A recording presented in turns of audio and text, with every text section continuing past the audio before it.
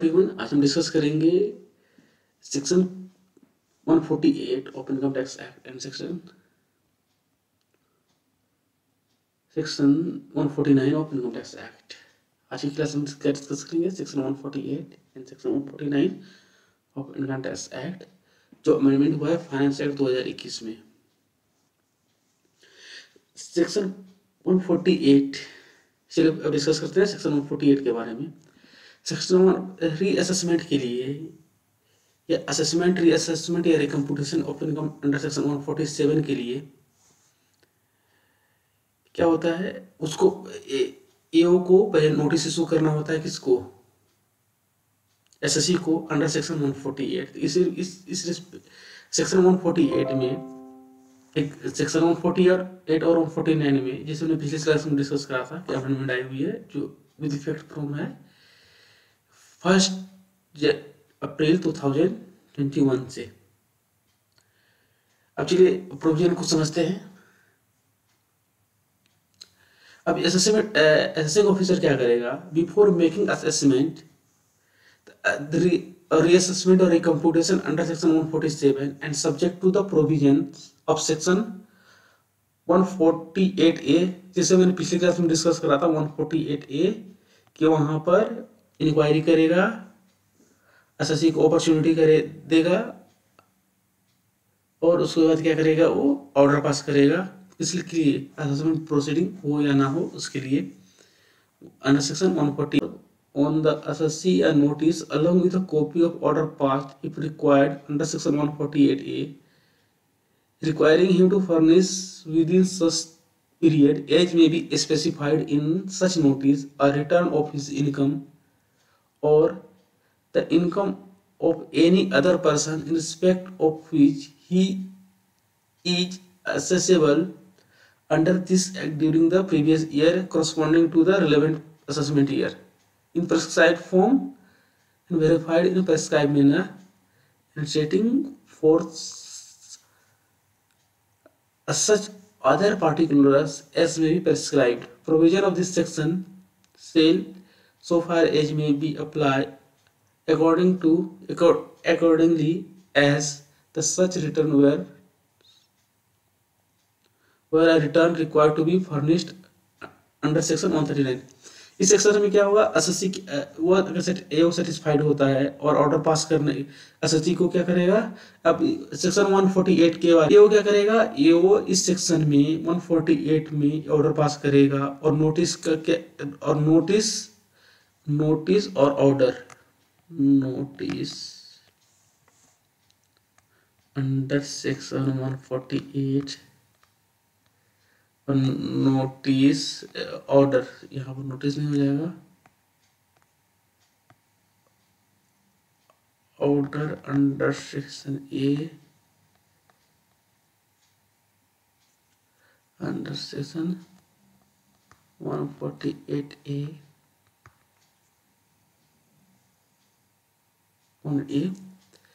ये किसको सर्व करेगा?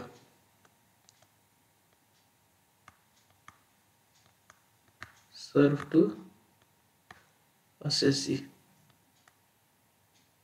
किस लिए?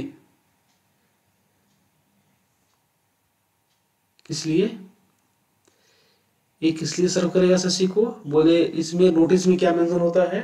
जब 148 का जो नोटिस आता है उसमें मेंशन होता है कि आपको जब वो नोटिस मिला है उसके विदिन 30 डेज आप क्या कीजिए? अपना रिटर्न ऑफ इनकम फाइल कीजिए। तो आप यहाँ से एसएससी क्या करेगा? नोटिस मिलने के बाद विदिन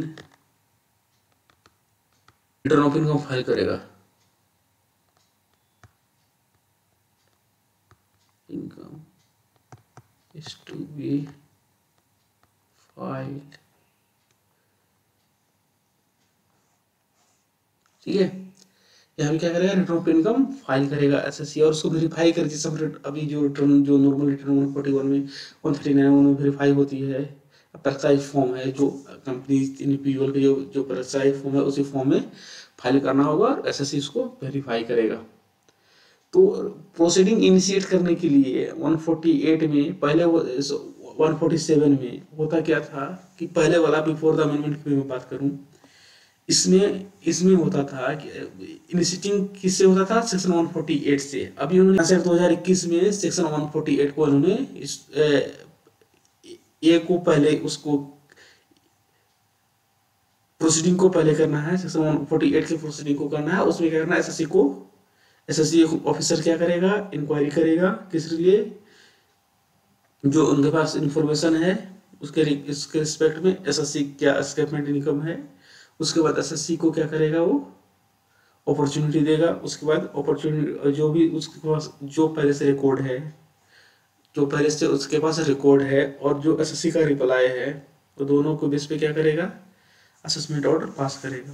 ये सारी कहानी करने में उसको पहले क्या होगा, प्रायर अप्रूवल ऑफ इसका लेना पड़ेगा, स्पेसिफाइड अथॉरिटी का लेना पड़ेगा। उसके बाद अगर सेटिस्फाई हो जाता है कि नहीं सही में स्केपमेंट ऑफ इनकम है, अब इसका असेसमेंट रीअसेसमेंट या रिकम्पुटेशन अंडर सेक्शन 148 147 होना है, तब क्या करेगा, एसएससी को नोटिस सर्व करेगा सेक्शन 148 में। फिर जो ऑर्डर उसने पास करा है सेक्शन 148A में, वो किसको सर्व करेगा, दोनों एक साथ सर्व किसको करेगा, एसएससी को। और वहां पे अब इस 148 के नोटिस में बोलेगा, 148 के नोटिस में क्या बोलेगा कि आप सर्व की एसएससी को सर्व करेगा, और वहां बोलेगा कि विदिन 30 डेज क्या करिए, आप रिटर्न ऑफ इनकम फाइल कीजिए। यहाँ रिटर्न ऑफ इनकम इसलिए फाइल करवाते हैं ये लोग कि मान लो कि जो इनकम हमने उसके पास इंफॉर्मेशन है और हमने शो कर दिया, वही इनकम हमने मतलब इंक्लूडिंग जो इन्फॉर्मेशन उसके पास है कि हमें जो इनकम नहीं शो करा है, इंक्लूडिंग वो इनकम हम शो करते हैं, मतलब एक बार अपॉर्चुनिटी देते हैं वो हमें। तो जनरली जो प्रैक्टिकली हम करते क्या है कि जो पहले से रिटर्न ऑफ इनकम फाइल हुआ है, जो पहले 148 में जो हमने जेपी रिटर्न फाइल करा होगा, 139(1) में सेक्शन 139(1) में हमने जो भी एसएससी का रिटर्न फाइल करा होगा, उसी को हम फाइल कर देते हैं, same figure same fraction figure लेके, कि मतलब अपना ग्राउंड अपना जो स्टैंड है सिमिलर रहे, मतलब वो वेरी ना करे कि जो पहले था अभी भी वही है। और जब अब रिटर्न फाइल करने के, अब देखिए रीजन्स इसमें तो ऑर्डर पहले होता था असेसमेंट के मतलब अमेंडमेंट के पहले वाली बात है, फिर रीजन्स मांगते थे हमारा रीओपन क्यों हुआ है। तो अब इससे हमारे केस में क्या हुआ है, सेक्शन ने तो ऑर्डर ही पास कर दिया है, रीजन्स उसके पास तो वही अपॉर्चुनिटी तो हमें दी ही थी, तो हमें तो रीजन्स पता ही है क्यों रीओपन कर रहा है, तो रीजन्स वाली बात ही नहीं आएगी अब, मतलब अमेंडमेंट के बाद। मैं अमेंडमेंट की पहले वाली बात कर रहा था, अभी रीजन्स की बात ही नहीं आएगी, रीजन्स की बात ही नहीं। अब जनरली करते क्या है, जो हमने 139(1) में जो ऑर्डर पास जो रिटर्न फाइल करा है, वही रिटर्न किस पास करेंगे, फाइल करेंगे जब हमें नोटिस इशू होगा 148 में। प्रैक्टिकली हम लोग मतलब मैं ऐसा नहीं बोल रहा हूँ कि यहाँ कहीं लिखा है, प्रैक्टिकली मैक्सिमम यही प्रोसीजर फॉलो किया जाता है कि जो रिटर्न ऑफ इनकम एक कहीं मेंशन नहीं है, ये बस यही है कि प्रैक्टिकली होता है कि जो हमने रिटर्न फाइल करा है, हम वही रिटर्न क्या करते हैं, फाइल करते हैं, कब, in response to notice under section 148 में। अब रीजन्स वाली कहानी नहीं आएगी, रीजन्स क्योंकि ऑर्डर ही पास कर दिया कि क्यों आपका रीओपन क्यों हो रहा है, स्केपमेंट ऑफ इनकम है। अब देखिए यहाँ पर ऑब्जेक्टिव टाइप क्वेश्चन आ सकता है क्या है कि ये उन्हें क्या करा है, 148 की नोटिस इशू करी है without serving the order under section 148A में। तब देखिए अब यहाँ पर क्या है, क्या नोटिस वैलिड है या इनवैलिड है, क्वेश्चन ये आ सकता है। तो विदाउट यहाँ पे बोला है सेक्शन 148 में कि इसके सर्व नोटिस का करेगा, सर्व कब करना होगा, ऑर्डर के साथ, ऑर्डर से अंडर सेक्शन 148 के साथ आपको क्या करना होगा, नोटिस सर्व करना होगा अंडर सेक्शन 148 में। तो अगर ये असेसिंग ऑफिसर जो है नोटिस सर्व करता है 148 में और उसके साथ ऑर्डर जो पास हुआ है 148A में वो सर्व नहीं करता है, तो नोटिस क्या हो जाएगा, इनवैलिड हो जाएगा। एक मतलब यहाँ पर एक ऑब्जेक्टिव टाइप क्वेश्चन रेज हो रहा है, यहाँ पर बन रहा है।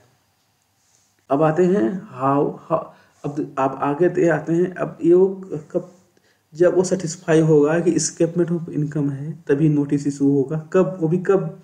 Prior approval of specified authority. मैंने पिछले क्लास में डिस्कस करा था। स्पेसिफाइड अथॉरिटी मीन्स जो सेक्शन 148 में है, 140 से अंडर सेक्शन 151 में मेंशन्ड है। अब ये नोटिस कब तक नहीं करेगा, चलिए आगे पढ़ते हैं। However no notice under this section shall be issued unless there is an information with assessing officer which suggests that the income chargeable to tax has escaped income in case of the assessee for the relevant assessment year. The assessing officer has obtained prior approval of a specified authority to issue notice. जब तक वो satisfy नहीं होता है कि स्केपमेंट of income, तब तक notice नहीं इशू होगा। और कहाँ, कब? अंडर सेक्शन 148 में। और उसके बाद वो क्या होगा, नोटिस इशू करने पर से पहले भी प्रायर अप्रूवल किसका लेगा? स्पेसिफाइड अथॉरिटी का, जो मेंशन है अंडर सेक्शन 151 में, जो मैंने पिछले क्लास में डिस्कस करा था। उसका लिंक मैं डिस्क्रिप्शन बॉक्स में मेंशन कर दूंगा, चेक कर लीजिएगा आप लोग। अब बार मैं बोल रहा हूँ escapement of income. Escapement of income वो होता क्या है? Escapement of income means for the purpose of section 148A the information with the assessee और assessing officer who suggests that income chargeable to tax has escaped income means escaped income means साधारण शब्दों में समझिए कि जो income जब assessee ने अपने इनकम टैक्स रिटर्न में ऑफर नहीं करा है, किसके लिए? टैक्स के लिए, और वह इन्फॉर्मेशन किसके पास है? इनकम टैक्स डिपार्टमेंट के पास आ गई है। उसको बोल जिसके बेस पे वो हमारा केस को रीओपन कर रही है, या असेसमेंट के लिए, रीअसेसमेंट के लिए, रिकम्पुटेशन के लिए अंडर सेक्शन 148 में। तो वो क्या हो जाएगा? स्केपमेंट ऑफ इनकम इसको बोलेंगे। अब चलिए इसको पढ़ते हैं हम। एनी इन्फॉर्मेशन फ्लैग्ड, देखिए ये नया वर्ड इन्होंने यूज करा है फाइनेंस एक्ट 2021 में। in the case of the assessee for the relevant assessment year in accordance with the risk management strategy formulated by the board from time to time under section, यहाँ under section 285BB में। अब देखिए flag क्या होता है, इनको बहुत सारे जो डिपार्टमेंट है, अथॉरिटी है, उन्होंने मैंडेटरी कर दिया है। जब हम इस सेक्शन 185BB पढ़ेंगे तब डिस्कस करेंगे। अभी मैं उसको संक्षेप में बता देता हूँ कि बहुत सारी अथॉरिटी है जिसको इनकम जो वहाँ मैंडेटरी कर दिया गया है कि आप इसका रिपोर्ट किसको करेंगे? इनकम टैक्स डिपार्टमेंट को करेंगे। जैसे बैंक को हो गया, जहाँ पे लैंड की रजिस्ट्री या बिल्डिंग की रजिस्ट्री होती है उनको हो गया, सेबी को हो गया। इन सारे जहाँ पर फाइनेंशियल ट्रांजेक्शन्स हैं, वो सर्टन लिमिट के बाद अगर हम ट्रांजेक्शन कर रहे हैं, उन्होंने वहाँ पे लिमिट फिक्स कर दिया है कि इस डिपार्टमेंट पे या इस अथॉरिटी पे आप यहाँ इस ट्रांजेक्शन से अधिक ट्रांजेक्शन करते हैं, इस अमाउंट से अधिक ट्रांजेक्शन करते हैं, तो उस डिपार्टमेंट वाले उसका रिपोर्ट कहाँ करेंगे? इनकम टैक्स डिपार्टमेंट को करेंगे। तो any information flag in this case of the assessee for the relevant assessment year in accordance with the risk management strategy formulated by the board from time to time। तो मैंने यहाँ mention नहीं करा है, बस मैंने यहाँ खुद लिखा है सेक्शन 1। ये क्या है उनको पास इन्फॉर्मेशन कैसे जाती है?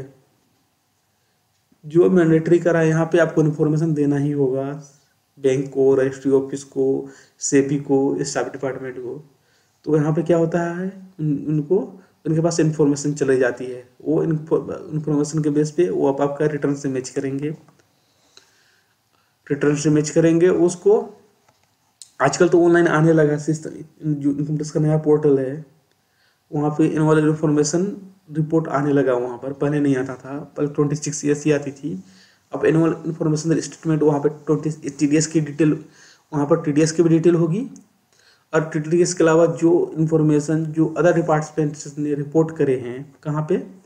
इनकम टैक्स डिपार्टमेंट को सारा इनवॉल्व इन्फॉर्मेशन में मेंशन होगा। आप लोग जाके चेक कर सकते हैं वहाँ पे इनकम टैक्स साइट पे।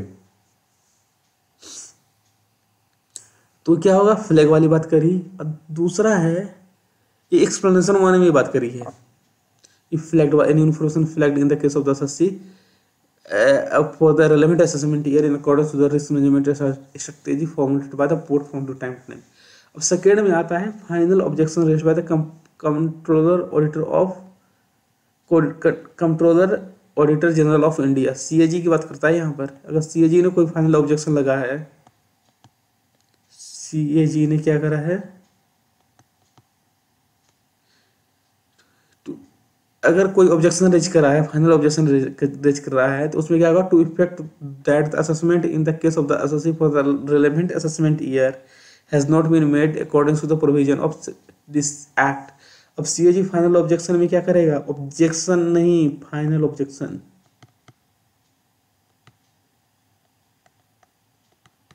फाइनल ऑब्जेक्शन में क्या करेगा, फाइनल ऑब्जेक्शन में करा गया है, सीएजी ने क्या ऑब्जेक्शन लगाया है कि हमारा जो असेसमेंट हुआ है, हमारा जो असेसमेंट अगर पहले देख 148(7) की खासियत क्या है, सेक्शन 147(8) की, सेक्शन 147 की खासियत क्या है कि अगर किसी भी केस एसएससी का पहले अंडर सेक्शन 133(3) में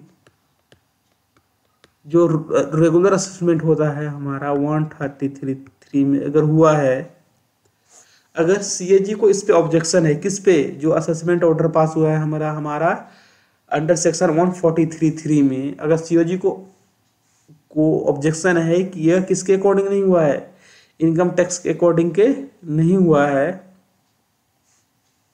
करेगा किस पे, इस ऑर्डर पर जो पास हुआ है 143(3) में, इसके बेस पे वो क्या करेंगे, ये भी एक स्केपमेंट ऑफ इनकम है, ये सीओजी को राइट है, सीओजी इनकी ऑडिट करेगी और अगर देखती है कि मतलब जो भी इनकम टैक्स के प्रोविजन है उसके अकॉर्डिंग अगर एसएससी का असेसमेंट नहीं हुआ है तो फाइनल ऑब्जेक्शन रेज करेगा। उसके बेस पे क्या होगा, ये भी हमारा स्टेटमेंट ऑफ इनकम है, इसका हमारा रीअसेसमेंट होगा। अब देखिए ऑब्जेक्शन रेज करने के बाद अब क्या होगा, हमारा रीअसेसमेंट,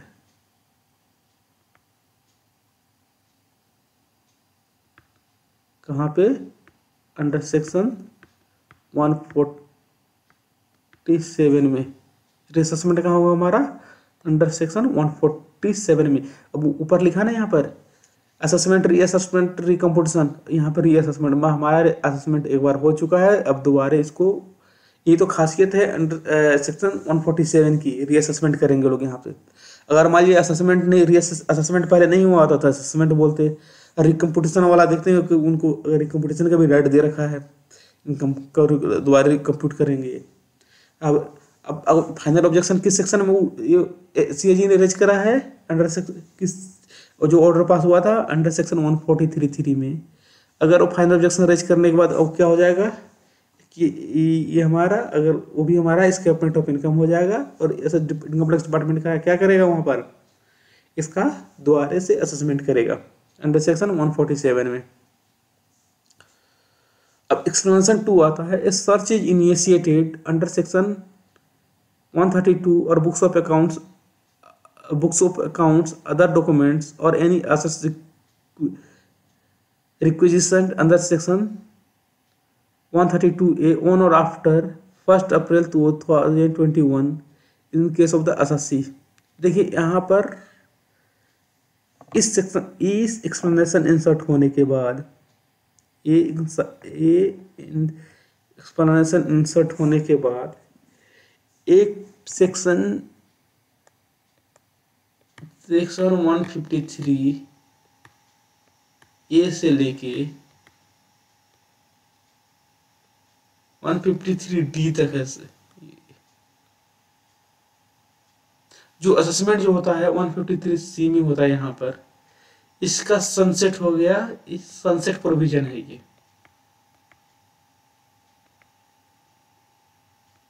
सनसेट प्रोविजन कब है, अप टू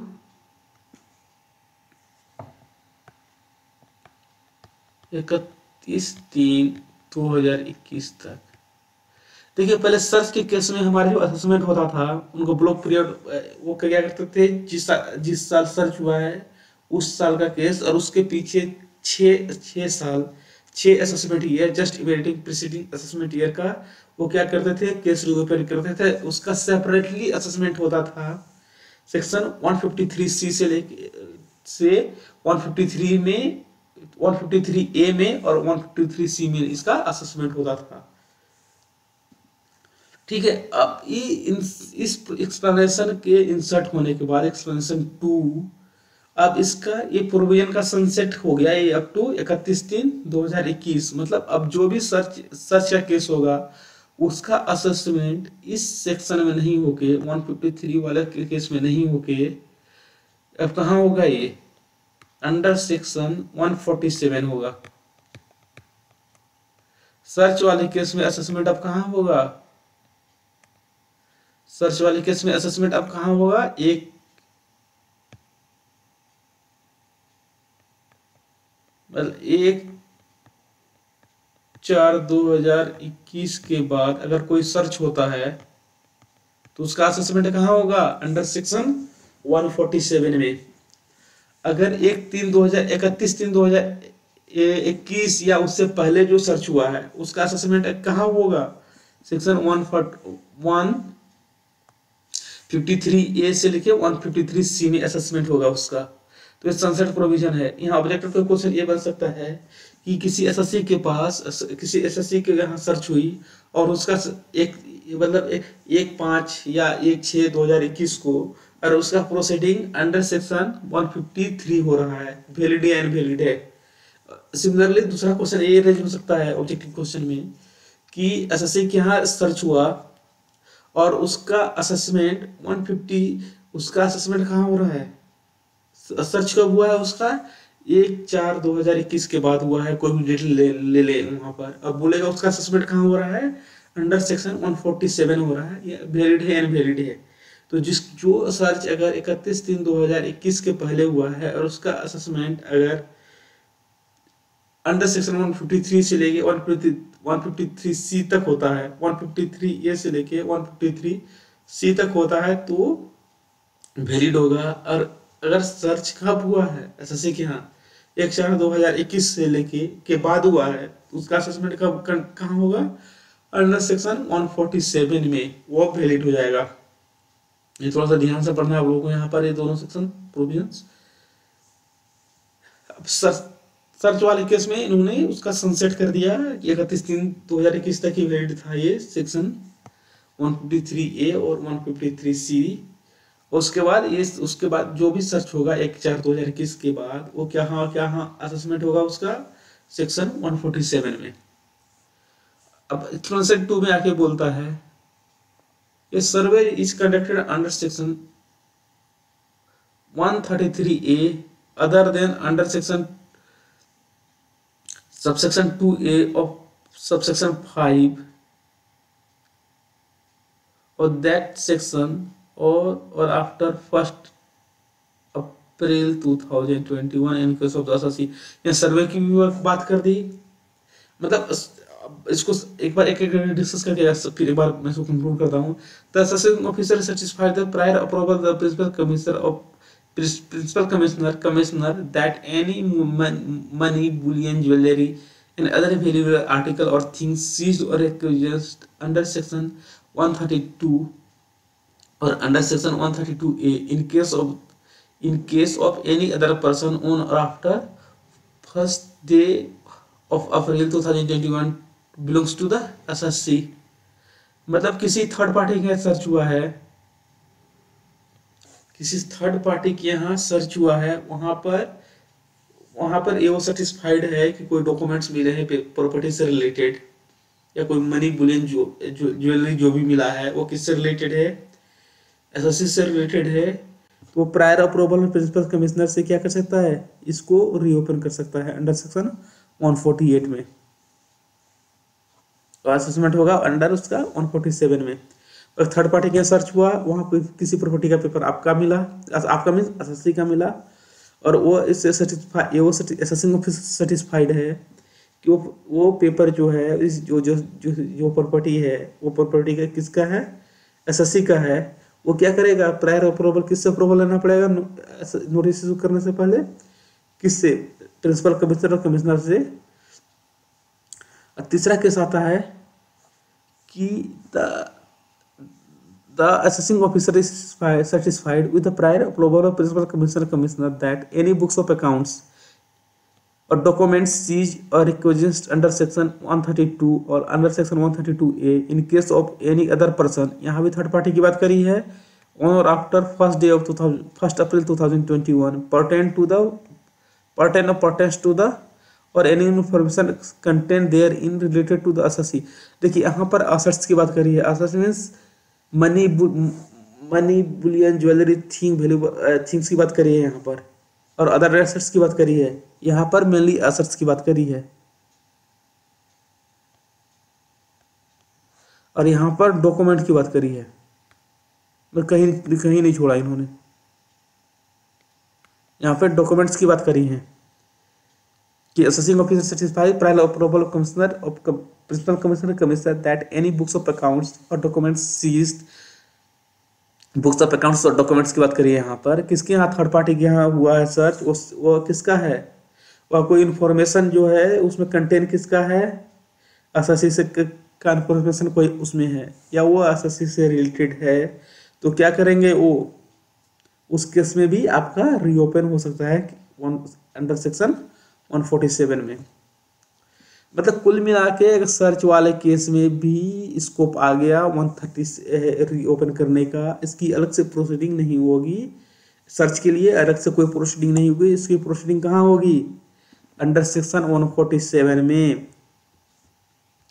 अब देखिए इसके टाइम लिमिट समझते हैं पहले। अब इसको टाइम लिमिट पहले था इसमें कि जैसे मैंने पहले बताया जिस साल सर्च हुआ, मान लो सर्च 2021 में हुआ है, सर्च आज का डेट है, सर्च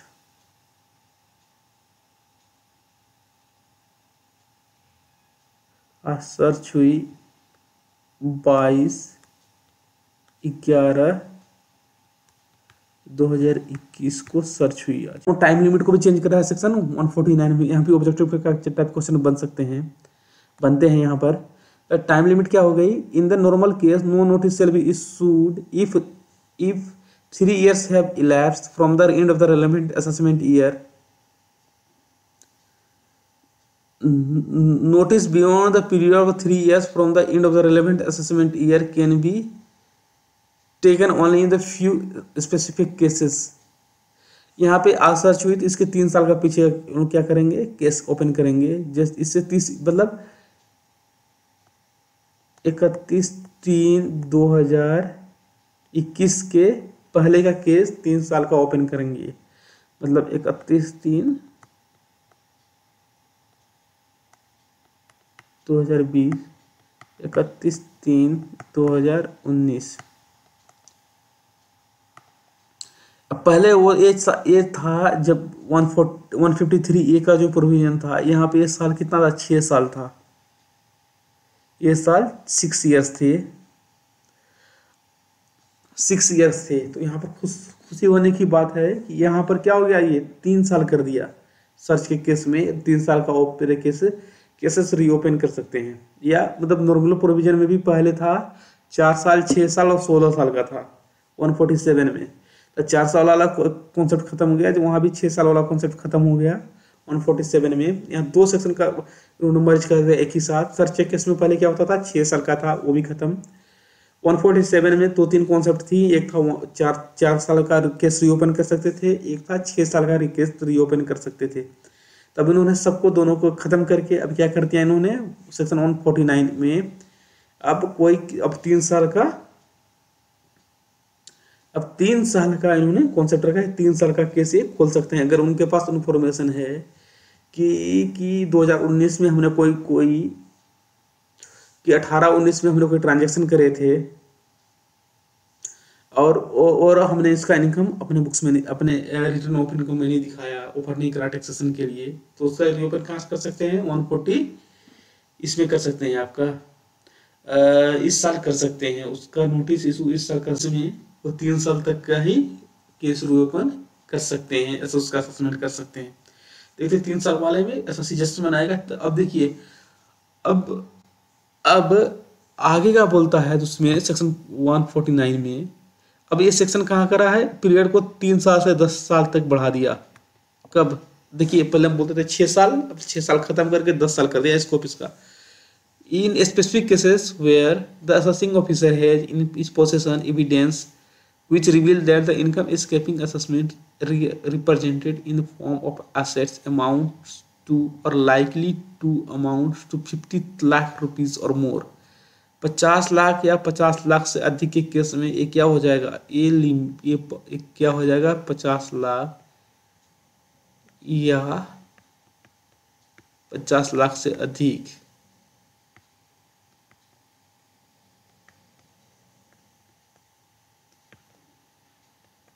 50 लाख से अधिक के केस में क्या हो जाएगा, ये टाइम लिमिट जो है 3 साल से 10 साल हो गया। शर्त के केस में भी अगर मान लो किसी के 50 से 50 लाख से अधिक का इनकम अगर या एसेट्स कुछ मिलता है 10 साल तक और ओपन करेंगे, 10 साल का ओपन करेंगे। अगर सिमिलरली असेसमेंट में भी रीअसेसमेंट पे भी सेक्शन 147 में अगर जहाँ सर्च का केस नहीं है, अगर 50 लाख से अधिक का इन्फोर्समेंट मिलता है तो इनके पास राइट है कि 10 साल का केस को रीओपन कर सकते हैं। तो मतलब जहाँ छोटे एसएससी हैं, जहाँ छोटा असेसमेंट है, वहाँ 3 साल चलो हरास नहीं हुआ, 3 साल का बेनिफिट मिल गया। मगर जहाँ 50 लाख से जहाँ बड़े एडिशन हैं, मैं इसको बोलूँ छोटा एडिशन, छोटा इन्फॉर्मेशन, इसको बोलूँ बड़ा इन्फॉर्मेशन, बड़ा इन्फॉर्मेशन। जब छोटे इन्फॉर्मेशन के केस में 3 साल, ये मतलब यहाँ हरास होता था पहले कि कोई इन्फॉर्मेशन मिला ही नहीं, मतलब 10 रुपये का इन्फॉर्मेशन मिला, उन्होंने ओपन कर दिया, मतलब 50 साल के लिए, इसके लिए क्या नाम आपका 6 साल के लिए ये नहीं होगा, 3 साल में कर दिया। जहाँ 50 लाख से अधिक का एडिशन या इन्फॉर्मेशन उनके पास है इसके अमाउंट इनकम का, तो वहाँ पे इस केस में क्या करेंगे, वो 10 साल का केस रीओपन कर सकते हैं या उसका असेसमेंट होगा दोबारा से। आई होप आप लोगों को ये बातें समझ में आ गई होंगी। यहाँ पे ऑब्जेक्टिव टाइप क्वेश्चन मिलता है कि जहाँ इन्फॉर्मेशन 50 लाख से अधिक का है असेसिंग के पास एस्केपमेंट ऑफ इनकम का, तो क्या उसका टाइम पीरियड 3 साल है या उस 3 साल है, वैलिड इनवैलिड क्वेश्चन है। तो इसी के अकॉर्डिंग मैंने ब्रीफ पे 2-3 बार एक ही प्रोविजन को मैंने 2-3 बार बोला है कि आप लोग आसानी से समझ में आ जाए, आप न्यूमेरिकल के साथ ऑब्जेक्टिव क्वेश्चन भी आसानी से सोल्व कर सकें जो सीए पे एक एग्जाम फाइनल एग्जाम मई 2022 के लिए।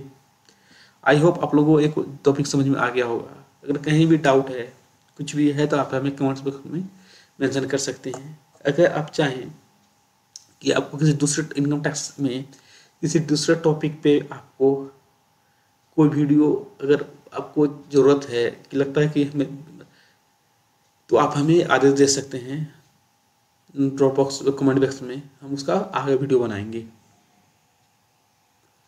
इसके लिए अब तक के लिए बाय बाय।